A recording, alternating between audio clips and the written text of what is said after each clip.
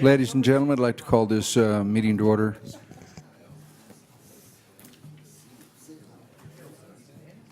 Now that the chief has joined us, didn't want, not that I'm saying the chief was late to the meeting, but so the calling together the Metropolitan Fire, Sacramento Metropolitan Fire District's meeting of Thursday, February 13th, 2014, and so we'll call the meeting to order, and Director Scheidegger, would you assist us by leading in the pledge? I'd be honored. I pledge allegiance to the flag of the United States of America and to the republic for which it stands, one nation, under God, indivisible, with liberty and justice for all. Thank you.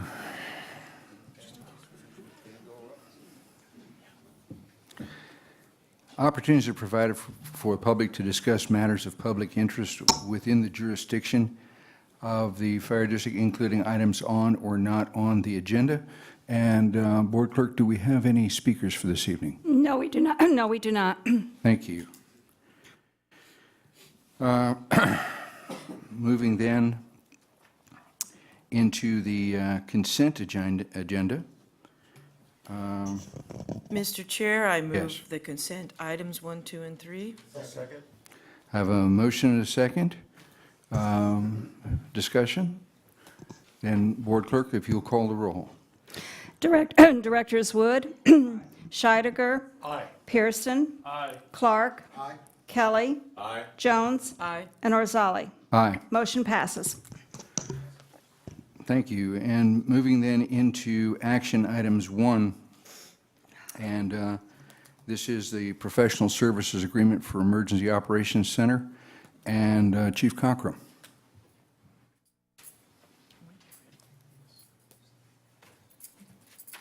Good evening, President Orzali, Director Scott Cockrum, Deputy Chief of Support Services. Tonight what we're doing is asking for request to enter into a professional services agreement with Roebling Construction Company. On December 7, 2011, Sacramento Metro Fire was awarded $4 million by the Office of Emergency Services through the FY11 Homeland Security Grant Program for installation of emergency management exercise simulation center, which is, we built the next door and part of this room here. We are in the final phase of that, where we're asking that we put together the technology for that room, this room and the rooms next door, to run simulations in that.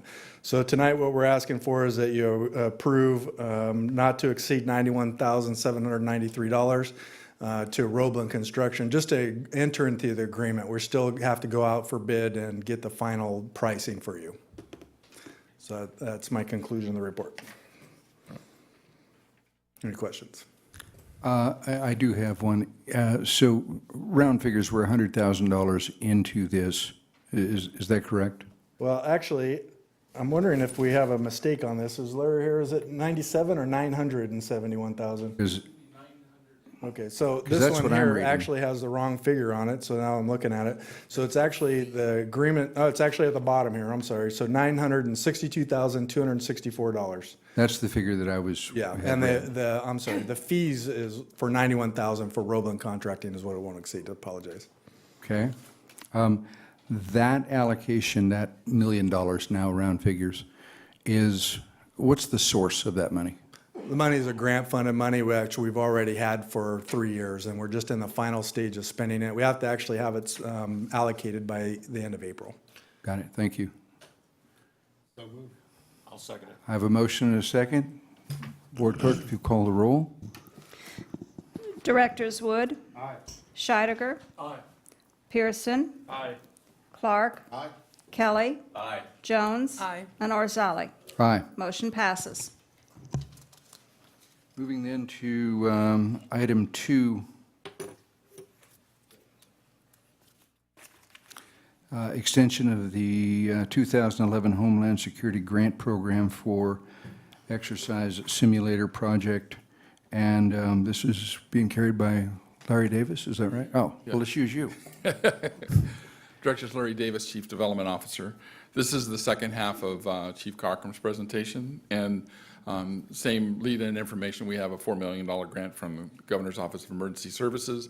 We're in the final phase, and we are scheduled and, on track to be done on April 30th, but they have offered extensions up to July 31st, and so I'd like to take advantage of that extension just in case we have an overrun, and we've got a little bit of extra runway there to finish. Okay. Questions? Just a quick question. Yeah. Is 3 months enough? I mean, rather than have to go through this again, you're pretty comfortable. I know it says that you're very close to completion, you're installing equipment, et cetera. Yeah, right now, OES, they sent out a memo that said if you are going to need an extension, now would be the time to request, and they gave us till July 31st. So they're only offering to July 31st right now, and, hopefully that will be more than enough time, but if there's not, then we'll address that as we get closer to it. But they're not offering extensions beyond the 31st right now. No coincidence then. Yeah. And Larry, you're confident that we can affect this in that window? Yes. Okay. I mean, we're still planning for ribbon cutting on April 30th. That's the plan, but, this ain't my first rodeo, and things happen between here and there, and if we need some, it's better to have it now and not need it, and then need it and not have it. Absolutely. So I have a motion and a second. Excuse me. Further Mr. discussion? Mr. Chair, I have Yes. a quick minor question. Mr. Davis, on our agenda, it says June 30th, 2014. Do we want to go June 30th, or do we want to go July 31st? Oh, on your agenda? I'm sorry, on the, Under action items, number 2, extension of 2011 Homeland Security Grant Program for Exercise Simulator. The date in the recommendation is an extension to June 30th, and I heard you discussing July 31st. It is Do we July want to- 31st. yeah, it's. So do we in the- want to That was grab a that? typo in the item number 2. The staff report would be accurate. Yeah, the staff report, Oh, the staff report and the ROSO have it correct, so. okay. So great. July 31st sounds great. Thank you, Mr. Chair. So the motion stands as it is. So we have a motion and a second. Board Clerk, if you would call the roll, please. Directors Wood. Aye. Scheidegger. Aye. Pearson. Aye. Clark. Aye. Kelly. Aye. Jones. Aye. And Orzali. Aye. Motion passes. Moving then to item 3, Professional Services Agreement Amendment with APCO Worldwide. And so Chief Holbrook? Mr. President, members of the board, thank you. Christopher Holbrook, I'm the operations chief here for Metro Fire. What I have before you tonight is an amendment for a professional services agreement. That agreement was expected to last until June 30th of 2014. We have since exceeded or about to exceed the limits of that contract. Primarily, and I'm going to be brief, but I do want to read 2 different things to you. What we're doing is a broad-based outreach right now in terms of the project that we've been involved in. This is not only community stakeholders, but the actual public themselves. This up to and includes 4 to 5 open houses that we're going to have throughout the district so that there's total transparency on the revenue enhancement project and those things. With that, and this is what the specificity that I'd like to provide you. A large portion of this increase is actually professional fees. However, there are incidentals, collateral materials. I have 55,000, or I'm sorry, graphic design and printing for 5,500, graphic design of education mailings, ballot packets, and 1,000 information kits that'll be handed out at the open houses. So if you'll remember on the project timeline, what we've done is had to shift our timeline a little bit, which obviously then brought some work forward, if you will, and thus we anticipate the need for this additional funding to finish out this piece. Okay. Discussion, questions? All right. Hearing none. Do I have a motion? I'll second. I have a motion and a second. Board Clerk, would you call the roll, please? Director Wood. Aye. Director Scheidegger. Aye. Pearson. Aye. Clark. Aye. Kelly. Aye. Jones. Aye. And Orzali. Aye. Thank you. Motion passes. Then moving to item 4, We, Mr. President, we'd need to adjourn to closed session. I think that's what the desire of, I think we have legal counsel here, is that correct? No. But it's a very brief item? Well, we can't vote in public. Right. So we need to close a closed session, and then we'll come back out, but I Fine. don't expect this is a lengthy all item. right? With that, we will go into closed session.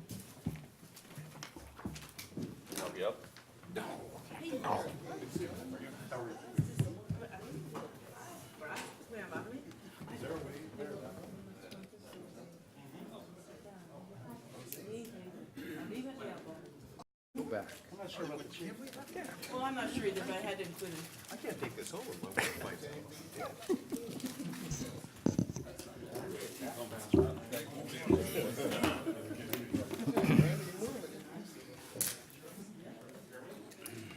So we need legal counsel here to report out.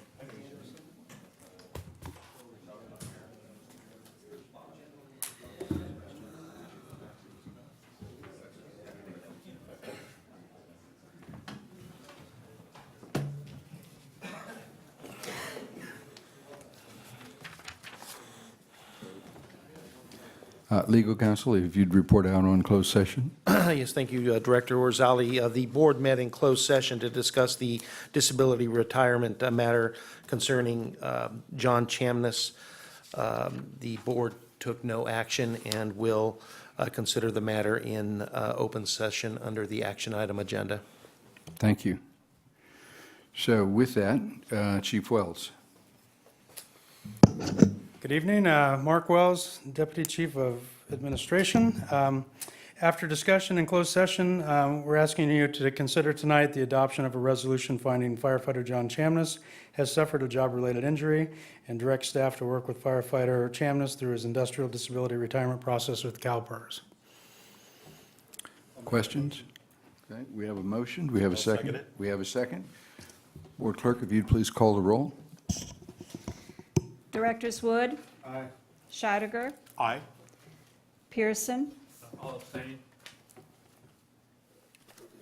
Clark. Aye. Kelly. Aye. Jones. Aye. Orzali. Aye. Motion passes. Thank you. Thank you.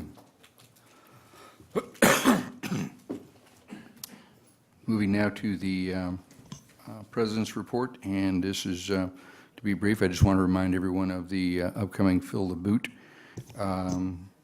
campaign that goes on every year quite successfully, and we expect it to be more successful than ever. So moving then into the Chief's report. President Orzali, I'd like to thank you for bringing that whole idea up of fill the boot. So far, I've apparently raised about $300, which is far short of my $3,000, but I'm going to work very hard tonight to make sure that I make up for that. Myself personally contributing a large portion of that, and then I'll get a little help from my friends a little later on, hopefully. But still be a staff meeting in my office at the conclusion of the board meeting for all senior staff. Anyways, it is a great event. Encourage everybody to be there. Chief Holbrook's going to be filling in this year for me. I'm unable due to a family obligation that happened way in advance of this to be there this year. I normally am there. And I certainly hope that we keep the trophy, the Chiefs trophy here in Metro. It'd be a good thing, and I think we have a little competition this year. Just of note, the 14-1 Single Role Paramedic Academy started on 2/11 of 14, and it consists of 16 paramedics and 12 EMTs. So that is going on very well. Guns and Hoses football game. Unfortunately, I think it's the Hogs and the Dogs, but they had the Guns took the win. I think it's pretty much the Hogs. 28-7. Unfortunately, I came down with a flu and wasn't able to go to that. That's like my favorite thing of the year, but we'll have to get them next year. And I'd like it noted that we will be hiring a lot of people hopefully next year. And so we will be implementing a new height and weight requirement and speed laterally. I'm just kidding. So anyways, also we had the awards luncheon yesterday. We had employees for years of service, employees of the year, peer recognition, company citation, media recognition. And I understand the media recognition actually ran a story last night on the whole issue and did a nice deal on the awards recognition. It was Channel 13 that did the helicopter story and the Slough House story. And so that went very, very well, and I want to again congratulate all of our people. Again, Fill the Boot, February 14th to the 17th, Sunrise Boulevard and Greenback Lane. Please drive by and hand those firefighters that are out there on the curb and in the street your money. It goes for the Burn Institute to help young burn victims. I think it's a very, very worthy and worthwhile cause. They raise about $120,000 a year and have been doing that for quite some time, and I don't think I can put it any more succinctly than President Orzali did with his eloquence and style. Mid-year budget meetings, Director Jones will be present for, that's what happens when I'm late. Director Jones will be present for the March 4th meeting. And that is going to be mid-year budget. Director Scheidegger had asked a year ago that we have a board representative, which was a great idea, sit in on mid-year and on, I'm just going to take them one at a time, on mid-year and on preliminary budget, because last year we had, the old rumor mill got started and it was not a good thing. It was not accurate. And so as head of the Finance Committee, Director Jones has agreed to sit in on mid-year, and we'll be working through that. And that way, if the board has any questions, it's not necessary to come through staff, but they can come through one of their fellow directors to find out what happened. Next week, I have a meeting. I have a series of meetings. I'm meeting with the Contra Costa County Fire Chiefs Association to talk about GEMT. Also, next week, I will be down in the planning session for Cal Chiefs for the executive board for the upcoming year. And so we have a lot of different issues going on. Also, the ambulance issues from the state level, I am told, are starting to raise their head. You probably saw the article in the SAC-B in regards to overtime issues with our neighboring department. And California Ambulance Association thought that it would be appropriate to criticize the fire department over there, and that if they use private ambulances, that's somehow related into not needing firefighters to fight fires and to go on calls. Subsequently to that, I can tell you that we have withdrawn our membership from the California Ambulance Association, not only for that, but also for the issue in their editorial in their periodical magazine, where they publicly acknowledged for the first time that they were opposing GEMT in California and were trying to stand in the way of public agencies being reimbursed by the federal government for Medicare. I've also been advised that San Bernardino County is withdrawing as well from the California Ambulance Association, and more importantly, Falk Ambulance, known as CARE, which is one of the largest providers of private ambulance service in the country, did not like the editorial either, and they have withdrawn from the California Ambulance Association as well. So I think the public needs to know out there that there's a small group of ambulance companies, not all of them, who have a ulterior motive. I would say that our partners, AMR, have not been part of the California Ambulance Association. They were smarter than the rest of us several years before. So I just wanted the board to know that. We will be joining the American Ambulance Association, which seems to be a lot more reasonable organization to deal with, as are our partners going to join that as well. So I just think it's of note that when you have private ambulance companies and public agencies that withdraw from an organization, that ought to kind of tend to send a signal that all's not well with that organization. On the 28th of March, we have the Sac Metro Fire Association Retirement Dinner at the Croatian Center for all our retirees. I know a lot of board members make it. I would certainly hope to see everybody there. I'll be there. It's a good event at the Croatian Center, and they always like to see the directors there. It's very, very important to them. I don't have anything other to report except for dozer operations. We have a position for the firefighter rank or engineer rank, and that closes on the 18th of this month at 5 p.m. for dozer operations. And last but not least, for President Orzali and the board to consider, Saturday, May 3rd, 2014 through Wednesday, May 7th, 2014 is the Sacramento Metro Chamber Cap to Cap event that we attend. We normally send, I believe, 3 directors that go, I would assume that we would do the same. I would ask that you talk to President Orzali and figure out who would like to go this year. And probably we may send some different staff people this year just to get them into the political swing of things with who's who in the zoo back there. Again, it's cap to cap is a huge lobbying ability for us. Larry Davis, Chris Holbrook, and Mike Dayton, the former assistant to OES, just got back from DC lobbying when there actually is money there. Cap to Cap's a little late. They were there last week on a 2 or 3 day swing. And not that we came away with a lot of money up front, but we came away with a lot of equipment that's going to be donated and future training dollars coming down the road.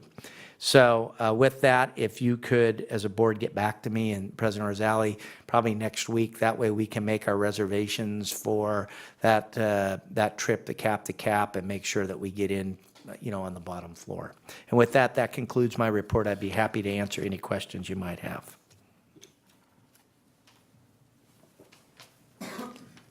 Seeing no questions? Then moving into General Counsel's report. No report. You have operations report also, President Orzali. Thank you. The Metropolitan Fire District Firefighters Local 522, and and excuse me, the Operations Chief is continuing the Chief's report. Please, go ahead. All right. Mr. President, members of the board, Eric Bridge, Battalion Chief, Battalion 14 here in Rancho. I'm here to provide you the operations report this evening. Since the last board meeting, Metro Fire has been dispatched to 4,092 calls, and we've transported 75% of the time. Also, since the last board meeting, there's been 13 structure fires, and with that, there's been over $1.5 million in property damage saved. So, any questions? Just one. This, if I got that correctly, you transported 75% of the time? Correct. It's close to 3,100 transports out of the 4,000 calls we received. So, and that's the highest transport rate I recall. It looks like it's continuously creeping up. So too is the number of calls we're responding to? Correct. As the calls are increasing, fortunately, our percentage of dispatches percentage of our transports have been more consistently approaching that mark. However, I do believe this could be our high. We have Chief Clough in the audience if he'd like to address any questions on that, if the director had any more specifics. Well, only this, the affect of this increase in both calls and transports has got to be showing up someplace else in the organization. Time. So there are, oh, hi, Scott. There are a couple of issues or places it does show up. We track what's called UHU, unit utilization, and the unit utilization on some units is actually, and I reported this to you in the last board meeting, some units it was actually dangerously high, given the fact that they're working 48-hour shifts. At the same time, we're also at the peak of the flu season. We've seen the flu season start to abate just a little bit, which has brought our UHUs down to a much more manageable level. Still very high. You have a very high transport rate, which in a business is obviously where you want to be, but it does come at a cost. So, Scott, did you have anything to add? No, very well done, Chief. Well, thank you. So, well, thank you for that. I'm just thinking about where that level of response and frequency of calls has got to show up someplace in the organization in elongating the time to respond. Correct, and so there is definitely, and now I understand where you're going, there is definitely a correlation to a longer response time, and this board's goal is to have the unit on scene, an ALS unit on scene within 4 minutes. That is getting longer and longer, the 4-minute travel time, which has reduced us down to, I want to say, sir, about 56% right now. It's at 56% for the year 2012. We're still putting the figures together. I would expect it would be around 52 or 53% for this last year that we just concluded. And to add to that, to Chief Holbrook's explanation, I think where you're really seeing it, not so much on people running a ton of calls and as much as dangerous, is that the issue for the citizens out there is this, is that as we have been doing public outreach, we have been pulling our CAD system up on our computers. And at any given time, in about 8 of those presentations that I've done, Metro Fire had 17 to 22 units that were out on call simultaneously. So what you are seeing is, and that's not just us, that then also you got the city experiencing the same thing. But just for our units, and I think they're probably looking it up right now because they're crack staff, on how many units we have out there, that's the problem. So as a district, the problem is that people are thinking their fire engine and their ambulance and that is in their firehouse down the street. And the fact of the matter is, with the massive raise in call volume, and from about 2009 to where we are today, we've gone up approximately 9,400 calls a year for service. 2,000 calls is a busy engine company responding. And you take that and cut the 6 companies we closed, we should have kept those 6 companies opening and been adding an additional 5 or 6 companies. So I think that's the stress that the citizenry is seeing, is that we are soon to drop below that 50% threshold of being able to respond on that 4-minute travel time. Right. If you'll remember, it, in the past, I briefed you that our median, we run about 4 calls, 24 hours a day. If you were to take an average, it'd be about 4 calls at a time.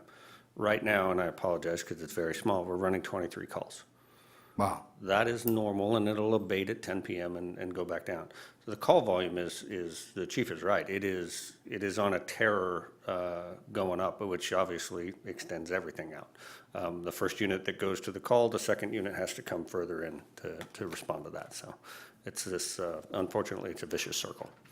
So, Thank you. certainly. Oh, absolutely. Chief Clough. President, Board, Assistant Chief Scott Clough. One thing I would like to point out on what the fire chief had stated, something to keep in mind, our call volume is significantly higher. Our transport rates are higher because we maintain a certain standard for patient care. Something to understand in the system is that with this higher call volume and these higher transports, there is a backlog that occurs within the emergency departments. So historically, we tried to maintain a 20-minute turnaround in the ER. Because of this backlog, turnaround times of 40, 50, 60 minutes are not uncommon. So this also adds to the time that we spend in the hospital impacts our ability to respond to the next call. So it's not just an issue of the call volume, it's an issue of the system. And a lot of that system is out of our control. So I just wanted to point out that the call volume is there, we're able to handle that call volume, but there's systemic problems that also add to those delays. Any questions that I could? Thank you. Well, thank you. It's an amazing amount of data and really indicative of what a great job you folks do. I appreciate it. And I appreciate that. We certainly, the folks on the line, we pass that along every single time. If I may, I would like to bring up one other issue that came to my attention tonight. And what I hold in my hand is actually a copy, I'm sure that you all are subscribers, of the Russian Observer newspaper.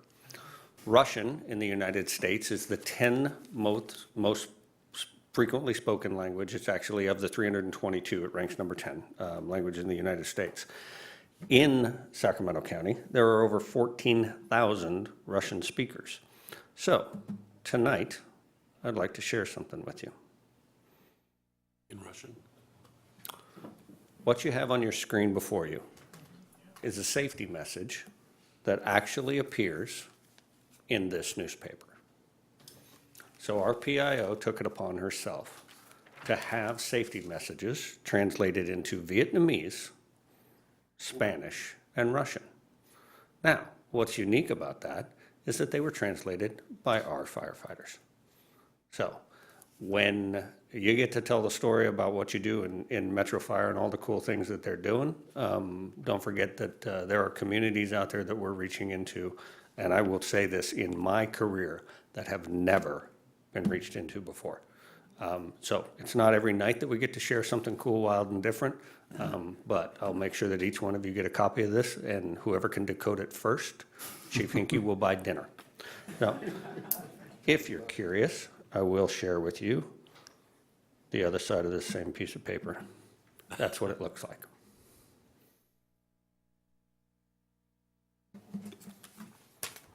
That is the end of our report. Thank you. Thank you very much. And I would add that how we got into the Russian community was we were at a Rancho Cordova State of the City event, and one of the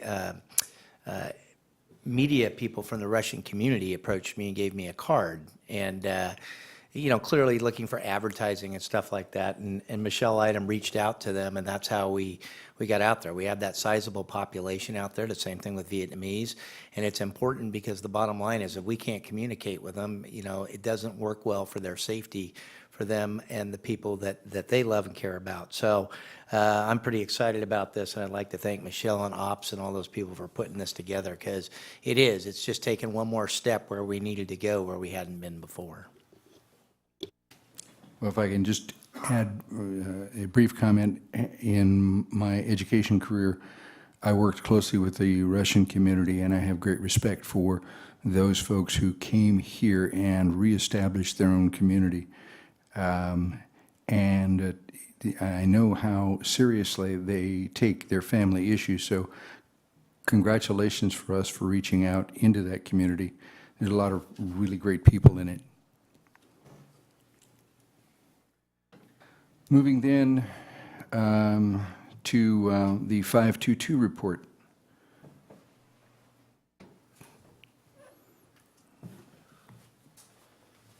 Good evening, John Barsdale, Director, Local 522, and I don't have anything to report out on tonight, but I'll take any questions if you have any. Questions? Okay. Right, thank you. Thank you. So moving then into committee and delegates report, the executive committee, and let me just say that I was remiss in my earlier comments. I failed to, and I noticed there was no audible gasp when I said I was remiss about something. But we had the opportunity this week to meet with San Juan District and their superintendent, Kent Kern, on the issues of that are important to each of those communities, the fire community and the school community. And I want to express my appreciation to Superintendent Kern for his courtesy. I know how busy his job is, and he was gracious and engaged in what we were doing. And it is my editorial that I think he's doing a fantastic job in moving that district forward. So again, I appreciate the time. Moving then to the Community Center JPA, Chief Cockrum. Thank you. Item 3, California Fire and Rescue Training JPA, Director Kelly. Mr. Chairman, since I last reported out, the JPA has not met, and we have a meeting scheduled for March 27th, and I'll report out after that meeting. Thank you. The Finance Committee, Director Jones.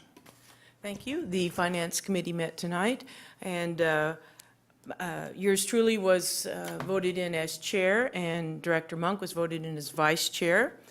And we also received a financial report up through December 31st, 2013. And one of the changes that you will see on the reporting schedule is that we are reporting our property tax, which is due on in Sacramento County, December 10th, and so we are reporting that accrual in December, as opposed to January or sometimes later in the year when we might actually receive it. So that was the one anomaly, which is, it's an anomaly in the sense that we will, going forward, we will be doing that same type of accounting, so it shows up in the month that it is tallied for us. Thank you. Director Woods, do you have anything else to add?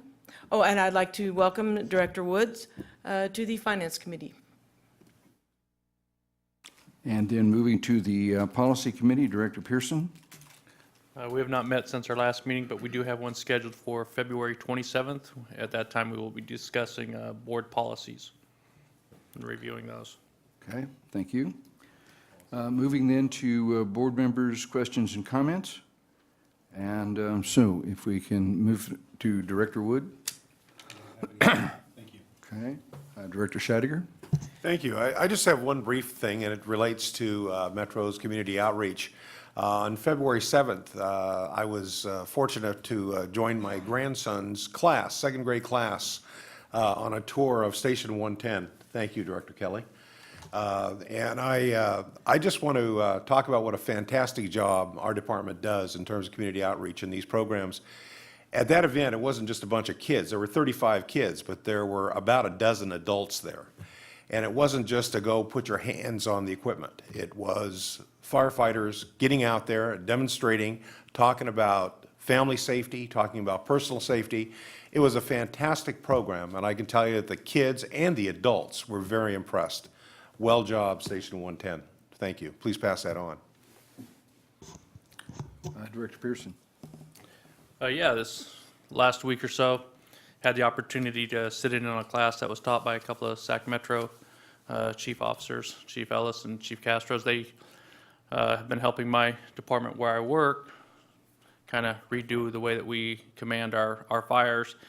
And I just want to point out that the staff of Sac Metro, I mean, they have the expertise, and they're going out and they're sharing this throughout the state. And Metro is, I mean, we brag about them a lot here, but as I travel around and I see different departments, they're getting noticed all over the state. These gentlemen and women that work in this department, this district, are sharing their expertise with other departments, and they're wanting it. They're thirsting after it.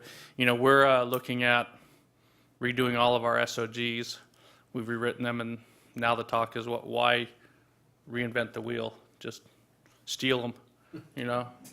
Just steal them from Metro, put our name on them and call them good. I mean, they're going to work. So, and we're not alone there. There's other departments doing the same thing with Metro's SOGs. And so I think that speaks very highly of the men and women that work here, that other departments are looking at that as a viable alternative to reinventing the wheel. And then also I wanted to thank our board clerk. She helped me out. I was fortunate to get appointed to the CSDA board as the District 2 rep. I know you guys have supported me in running for that. Finally got appointed. And she's helped out with a lot of the correspondence and getting that all set up. So I appreciate that and all of her hard work that she's done for me personally. Other than that, nothing else to say. Thank you. Thank you. Director Clark. I have no comment, Mr. Mayor. Thank you. Director Kelly. Mr. Chairman, I just wanted to say that the Carmichael Elks is going to have a public safety appreciation dinner. It happens to be at the Carmichael Elks, which is in District 7. I'd appreciate as many directors as wish to attend on April 5th. Be there and represent Metro Fire and receive accolades that they may bestow upon you. And so Director Jones. Okay. Thank you very much. Another pitch for another good cause. March 1st, crab feed, Burn Institute. If you haven't got your tickets, get out there and get them now. Again, it goes to support the Burn Institute here in Sacramento County. And I'm looking forward to having a table full of directors and staff, and let's have a good fundraiser for the Burn Institute. Mr. Chair? Thank you very much. So seeing no further business or comments, right? With that, we are adjourned.